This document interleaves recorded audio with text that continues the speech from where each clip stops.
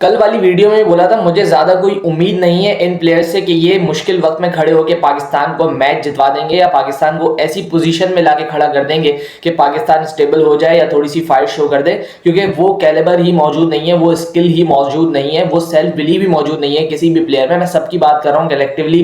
इस टीम में कोई एक ऐसा नाम नहीं है जिसका नाम ले तो भरोसा हो कि यार हाँ ये लड़का जब तक है हम लोग मैच जीत सकते हैं, या ये जब तक खेल रहा है ये पाकिस्तान को नीचे गिरने नहीं देगा। एक ऐसा मैच, एक ऐसा मोमेंट जो पाकिस्तान बड़े आसानी से जीत सकता था, पाकिस्तान बड़ी आसानी से ओन कर सकता था, साउथ अफ्रीका को यहाँ पे 2-0 व्हाइट वॉश कर सकता था, वो खो दिया है पाकिस्तान ने। एंड देन अब सवाल उठाने का मौका दे दिया है अपनी कप्तानी पे शान मसूद ने, अपने कैलिबर पे इन सारे के सारे प्लेयर्स ने जिन पे हमने इन्हिसार किया 10-10 सालों से, 5-5 सालों से। इन लोगों को इतने लंबे मौके दिए लेकिन इनके इतने बड़े इलस्ट्रस करियर में कोई एक मैच, एक रत्ती बराबर मैच ऐसा मौजूद नहीं है जो इन्होंने अपने बलबूते पे पाकिस्तान को जितवाया हो। 94 for 4 से दिन स्टार्ट किया था और 104 पे पाकिस्तान 8 खिलाड़ी आउट हो चुके थे। सो दिन के 4 ओवर ही शुरू के डिसाइसिव हो चुके थे कि कौन मैच जीतने वाला है। जो रही सही कसर थी, जो रही सही उम्मीद थी, वो आपके lower middle order and middle order ने वो भी उस पर पानी फेर दिया। भले वो मोहम्मद रिजवान हो, भले वो बाबर आजम हो, कोई भी प्लेयर हो, सलमान अली आगा इवन हो, फिर उसके बाद नीचे टेल हो, उनकी टेल ने भी रन किए ना। हमारी टेल भी कर सकती थी, बट जिम्मेदारी लेने की बात होती है, अच्छी बैटिंग करने की बात होती है। बट अनफॉर्चुनेटली हमारे लड़के कभी भी अंडर प्रेशर स्टैंड अप नहीं करेंगे। हाँ, इक्का दुक्का मैच इनको मिल जाएंगे किसी छोटी टीम के खिलाफ तो शायद वहां पे रन बन जाए, लेकिन वो छोटी टीम भी जब इनके ऊपर प्रेशर डालेगी ना तब भी इनके हाथ पांव फूल जाएंगे। बांग्लादेश हरा के गई थी ना आपको रावलपिंडी में पिछले साल, हाथ पांव फूले थे क्योंकि जैसे ही उन्होंने प्रेशर डाला बस वहां पे कहानी खत्म हो जाती है पाकिस्तानी टीम की। यही इनका फिनोमेना है। आपकी टेस्ट टीम जहां पे हमें लगता है कि थोड़े ऊपर की तरफ परवाज है, अब हम लोग होम क्रिकेट अच्छी खेल सकते हैं, WDC में हम लोग आगे जा सकते हैं, ये चांस हमारे लिए बहुत अच्छा है, वहां पे पाकिस्तान को एक ऐसी परफॉर्मेंस देता है कि नहीं यार ये टीम जो है अभी उस तरीके से तैयार नहीं है, ये सोचने पे मजबूर हो जाते हैं हम लोग। 2022 वाली WDC याद आती है साइकिल, वो भी बहुत आसान साइकिल थी पाकिस्तान के लिए क्योंकि पाकिस्तान ने 3 बाहर के दौरे करने थे जिसमें वेस्ट इंडीज और बांग्लादेश का भी दौरा था, और that was a straight forward chance. और उस साल हुआ क्या कि पाकिस्तान घर पे एक टेस्ट मैच भी नहीं जीता, एक टेस्ट मैच। इस साल कहानी चेंज की, आपने अपनी मर्जी की विकेट्स बनाई। पहला टेस्ट मैच आपने अफ्रीका को हराया, दूसरे टेस्ट मैच में आपने किया ये कि थोड़ा सा बैटिंग का फ्लेयर डाल दिया, चले ठीक है, लेकिन आपको ये बात समझनी पड़ेगी कि भाई आपके बैटर्स का इतना कैलिबर ही नहीं है कि वो अच्छी विकेट पे भी आपको कोई मैच जितवा के दे रहे हैं। यहां पे मैं ये नहीं बोल रहा कि बिल्कुल सपाट विकेट थी, लेकिन बेटर देन लाहौर थी ये विकेट। मैं बार बार बोल चुका हूं कि जो बैट्समैन इन हो रहा था, जो बैट्समैन टाइम ले रहा था, इस विकेट को समझ रहा था, उसके लिए रन अवेलेबल थे। लेकिन जितने भी लड़के आप उठा के देख लें, ना तो इनका कोई फर्स्ट क्लास का करियर है, ना तो इन्होंने लंबी क्रिकेट खेली हुई है, तो कहां से होंगे रन्स, कैसे होंगे रन्स जब इतने बड़े बड़े टेक्निकल फ्लॉज होंगे। जब तक आप डोमेस्टिक क्रिकेट नहीं खेलेंगे, जब तक आप फर्स्ट क्लास नहीं खेलेंगे, ये फ्लॉज हर टीम पकड़ती चली जाएगी, ये फ्लॉज हर टीम काम करती चली जाएगी। अब्दुल्ला शफीक को तो बिल्कुल ऐसा लगता है समझ नहीं आ रही है इंटरनेशनल क्रिकेट, जब जहां पे भी जा रहे हैं वहां पे 0-0, कभी मुश्किल से एक 50 रन आ जाते हैं, उसमें भी 6 चांसेस 7 चांसेस मिलके। और फिर मोहम्मद यूसुफ बेचारे बैठ के टीवी बोलते रहते हैं कि तुम्हारा ये टेक्निकल फ्लॉ है, लेकिन उसको सुधारने के लिए ना तो फर्स्ट क्लास क्रिकेट खेली जाती है, ना तो NCA जाया जाता है। मेरे ख्याल से सब कुछ अचीव हो गया अब्दुल्ला शफीक का, बहुत बड़े प्लेयर वो बन चुके हैं, पाकिस्तान को 7-8 वर्ल्ड कप उन्होंने जितवा दिए हैं। इस वजह से अब उनके स्टाइल ऑफ प्ले में कोई इंप्रूवमेंट लाने की जरूरत नहीं है। फिर उसके बाद आज सुबह की बात कर लें, ये कर लेगा बाबर आजम, वो कर लेगा, 100 कर देगा, इंक्लूडिंग माई सेल्फ। मुझे भी थोड़ी बहुत उम्मीद थी यार कि इतने चांस जब आपको मिले तो कभी ना कभी तो क्लिक करोगे ना, कभी ना कभी तो ऐसा मौका आएगा कि मतलब आप कहो कि यार हाँ यहाँ से मैच जीता हूं। हर 2 महीने के बाद मौका मिल जाता है, हर 2 महीने के बाद आपकी टीम माशाल्लाह ऐसे प्लेयर्स हैं आपके साथ जो आपको मौका देते हैं कि आप हीरो बन जाओ। कभी वो 30 पे 4 आपको छोड़ के जाते हैं कि यहाँ से हीरो बन जाओ, लेकिन आप भी उसी कोलैप्स का हिस्सा बन जाते हो खुद। ये आप मौका अवेल कभी भी नहीं किया बाबर आजम ने। हमारा भी as a cricket fan, as a Pakistan cricket fan दिल चाहता है कि हमारा कोई बंदा 35 पे 4 वाली सिचुएशन से हमें मैच जितवा जाए अकेला खेल के, लेकिन शायद वो हमारी बदनसीबी है कि इंजमामुल हक के बाद या मोहम्मद यूसुफ के बाद कोई ऐसा प्लेयर हमें मिला नहीं है। मोहम्मद यूसुफ, यूनुस खान तो चले वनडे क्रिकेट के इतने बड़े कोई प्लेयर नहीं थे, बट टेस्ट मैच में वन ऑफ द बेस्ट, बल्कि वन ऑफ द बेस्ट क्या, best player for Pakistan. Anyways, उन लोगों के बाद से हमारे पास जो है ना वो कोई कंसिस्टेंट परफॉर्मर आया नहीं है, और जो आया था उसने अपने आप को खुद ही तबाह करा है। और जो मैं समझता हूँ कि पीक ईयर्स होते हैं ना किसी भी बैटर की क्रिकेट के, 28 साल 29 साल 30 साल का जब वो होता है तब होते हैं। एंड स्पेशली एक आइडियल सिचुएशन बन जाती है जब पिछले 7-8 साल से आप टीम के अंदर हो, आपके पास कप्तानी हो और फुल अथॉरिटी के साथ कप्तानी हो। सो आपके लुकअप करते हैं, लोग आपको लुकअप करते हैं, पूरी दुनिया लुकअप कर रही थी बाबर आजम को। और एक से 1.5 साल पहले आप चले जाएं, सबकी नज़रें थी, लेकिन ना कभी कोई इंप्रूवमेंट करने की कोशिश की, ना तो कभी परफॉर्मेंसेस बेटर हुई हैं, और ना तो कभी अपनी टीम को मैच जितवाया अपने दम पे। और 10 साल से क्रिकेट खेल रहे हैं, 10 साल से जायद का करियर हो चुका है टेस्ट मैच का। एक टेस्ट मैच आप मुझे उठा के बताएं कि बाबर आजम ने अपने दम पे जितवाया हो।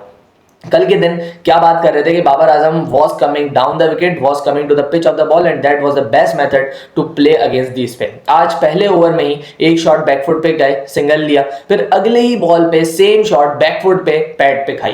बाबर आजम की आज की डिसमिसल देख के मुझे याद आती है वो जो रूट की बैटिंग जिसका एनालिसिस स्टार वालों ने किया था जब ही वॉज टूरिंग इंडिया, और काइंड ऑफ सिमिलर विकेट पे मैचेस हो रहे थे। And what he was doing was कि जो भी गुड लेंथ की बॉल थी एंड डंडों से बाहर थी, he was playing every ball on the back foot, but similar length जब उनको डंडों में मिलती थी, he was committing everything on front foot, because उनको पता था ये विकेट अनइवन बाउंस वाला है and the best chance to survive against uneven bounces on the front foot, क्योंकि जैसे ही आप बैक फुट पे जाते हो your game is done. And इसी वजह से Joe Root has been successful over a longer period of time in subcontinent conditions. हर जगह पे रन किए हैं, इंडिया, श्रीलंका, पाकिस्तान में भी रन हैं जो रूट के। That is why he is a very successful player. और ये चीज जो है ना, ये डेवलप बहुत मुश्किल से होती है, ईजियर सेड देन डन। अगर मैं बैठ के यहाँ पे बोल रहा हूँ मुझे बहुत आसान लग रहा है, शायद आपको सुनते हुए बहुत आसान लग रहा होगा, बट इसको डेवलप करने में बहुत ज्यादा टाइम लगता है। बिकॉज क्रिकेट एक ऐसा खेल नहीं है कि आप बॉल देखो और फिर सोचो कि हाँ यार अब मैं ये करता हूँ, अब मैं वो करता हूँ। आपकी मसल मेमोरी टेक ओवर करती है एंड देन फिर आपके हैंड आई कोऑर्डिनेशन उसी हिसाब से रिएक्ट करता है।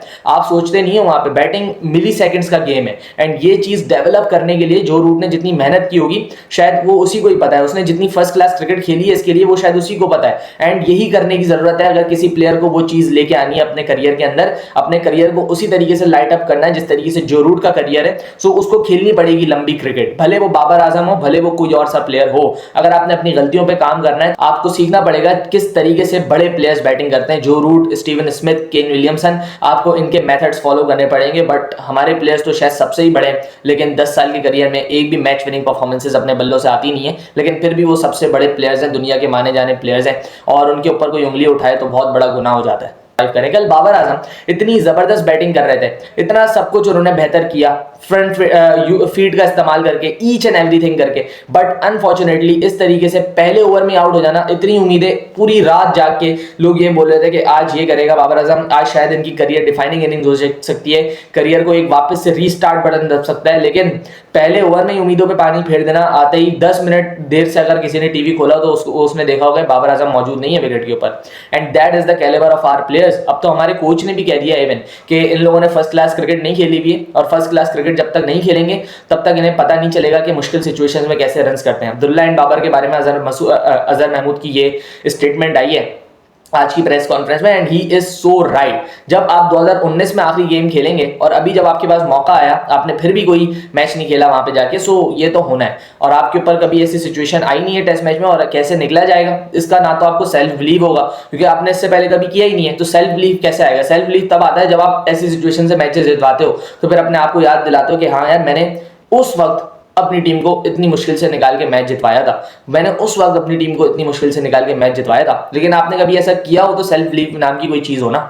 सेल्फ बिलीव क्या, आपको तो मतलब यकीन नहीं आता होगा कि मैं इस सिचुएशन में आ गया हूँ, किसी तरीके से निकल जाऊँ, आप ये बोलते होगे। एंड वही होता है, हमेशा से वही होता है। हम as a team, as a fan, कभी हम लोगों को शायद राज ही नहीं है ये चीज़ें कि हमारा कोई प्लेयर, हमारा कोई बैटर जिससे हम उम्मीदें लगाएं वो हमें मैच जितवा के दे दे, या कोई अनएक्सपेक्टेड सिचुएशन से हम मैच जीत जाए। हमेशा बॉलिंग ब्रिलियंस ही है पाकिस्तान की, जिसने पाकिस्तान की क्रिकेट को जगा के रखा हुआ है, वरना बैटर्स ने कोई कसर छोड़ी नहीं है। थर्ड इनिंग्स में ऐसा लगता है कि हाथ पाँव फूल जाते हैं, और जितनी गलतियां कप्तानी में हुई थी कल, उसकी तो हम बात कर चुके हैं। जो भी हुआ, बिल्कुल आप एक डोमिनेटिंग सिचुएशन में थे, 235 फॉर 8 था साउथ अफ्रीका, वहाँ से आपने इतना बड़ा पहाड़ जैसा स्कोर बनवा दिया। उसके बाद जो है न्यू बॉल लेने का गलत फैसला, और भी बहुत सारी चीज़ें हैं जो कि बहुत टेक्निकली ख़राब की पाकिस्तान ने।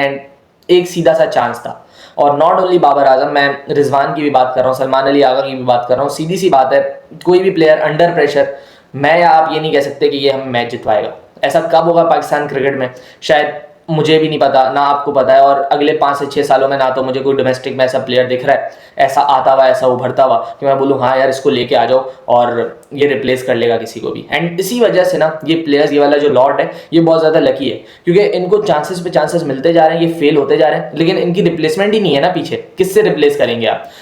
जो पीछे लड़के हैं वो इनसे भी मतलब गए गुजरे हैं, मतलब गए गुजरे क्या है, इनको उस तरीके से अभी तक तैयार ही नहीं किया हुआ पीसीबी ने कि इनकी रिप्लेसमेंट बने। वो कामरान गुलाम बेचारा बैठा हुआ है, उसको आपने मैच नहीं देना है, और फिर ओडीआई स्क्वाड से भी आपने उसको ड्रॉप किया हुआ है। सो समझ नहीं आती कि डोमेस्टिक का परफॉर्मर जाएगा, और जब वो आता है डोमेस्टिक का परफॉर्मर बेचारा, तो इंटरनेशनल स्टेज पे तो वो बिल्कुल ही ऐसा लगता है कि बहुत ही कोरा है।